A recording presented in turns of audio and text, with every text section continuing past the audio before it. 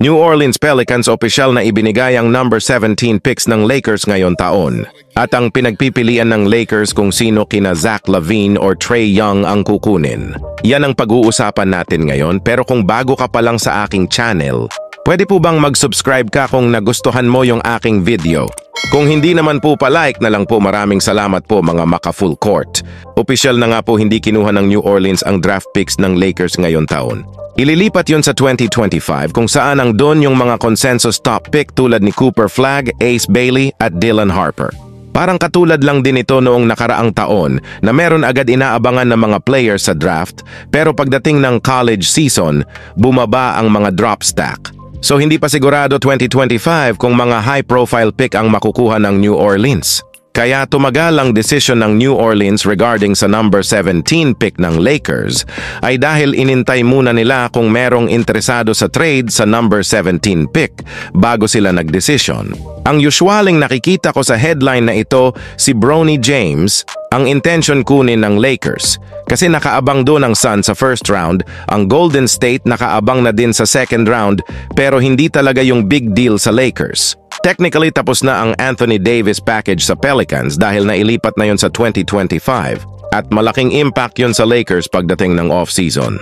Dahil nasa kanila ang first round sa 2024, pwede nila magamit ang 3 first-round pick para sa trade at makakuha naman ng isang superstar ang Lakers. Ito rin ang sinabi ni Rob Pelinka noong nakaraang trade deadline. Dahil nga baka maubusan sila ng assets sa trade. Hihintayin nila yung June or July. Sa rule, hindi pwedeng magkakasunod na season ng first-round pick. Either gagamit na lang protected or kaya swap. On a Lakers, mayroong first-round pick sa 2024, 26, 28, 29 at 30. Yung 2027, naka-protected pick yun. 1 to 4, may chance pang makuha ng Lakers yun mula sa Utah, Jazz at malilipat sa susunod na taon. Kung ang pagbabasehan yung rule, may 3 first-round pick ang Lakers na pwedeng gamitin sa trade pagdating ng off-season. Number 25, 28, 30 or kaya 2024, 26, 28. Kung hindi pa makukuha ng Utah Jazz ang 27 dahil protected picks yon, pwede pa magamit ang Lakers in the future. Ito yung inintay ni Rob Pelinka na magiging aggressive ang Lakers sa trade dahil meron na sila ngayong mga drop picks. Dati si DeJounte Murray ang target ng Lakers, nagipit pa sila noon sa package. Dahil sa pag-aantay ng Pelicans sa 2024 pick, ang target di umano ng Lakers ngayon ay si Trae Young. Bago nagdidesisyon ng New Orleans, malaki ang chance na makuha ng Lakers si Trae Young mula sa Hawks dahil ang agent ni Trae Young si Rich Paul.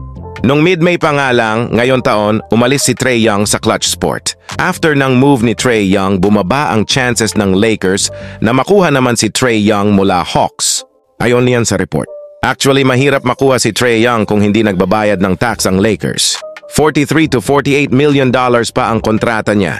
Si Davis mayroon pang $43 million. At kung $50 million pataas pa si LeBron, mataas ang magiging payroll nila. Hindi pa final roster at posibleng lumagpas pa sila sa tax exception at ang Lakers posibleng mawala ng mid-level. Andun pa naman si Gabe Vincent. Pwera lang kung bibitawan ng Lakers si D'Angelo at si Hachimura. Kasama pa doon si Austin Reeves. At least may combine na mahigit $35 million.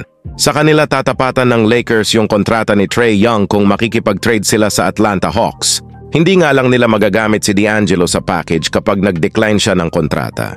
Si Jared Vanderbilt kasama na rin ngayon sa trade block. Kung meron man pwedeng makakuha na all-star player ang Lakers, ito ay LaVine dahil sa report na bumagsak ang kanyang trade value. Meron pang natitira sa kanyang $43 to $48 million sa loob ng 3 taon. Ang problema nga lang kay LaVine, injury prone na siya ngayon. Kahit nung injured pa siya sa regular season, ay sa potensyaling mai-trade siya, kaso walang gustong kumuha. So kung injury prone na pala si LaVine, bakit kukunin pa ng Lakers sa trade? Dahil sa reason na star player pa rin ito at ang Lakers pa rin yung isa sa big market. Kahit hindi visible na kunin, rumors pa rin yan. Saka nakaredy na ang Bulls na ibagsak ang trade value ni LaVine. In short, gustong maalis ng Bulls si LaVine sa kanilang payroll. Si LaVine kahit injured maglalaro siya basta gusto niya maglaro katulad ng 2023 season. Meron na siyang knee injury noon, pero naglaro pa rin siya ng more than 70 games. Lumala ang injury niya nung papasok ng 2024 na inis pa siya dahil sa mga trade rumors. At ang pantapat talaga ng Lakers sa trade yung contract ni D'Angelo. Pero kung magdi-decline si D'Angelo ng kanyang player option, Walang magagamit ang Lakers na outside sa kanilang main core. Kaya isasama talaga doon si Hachimura at posible pa itong si Austin Reeves.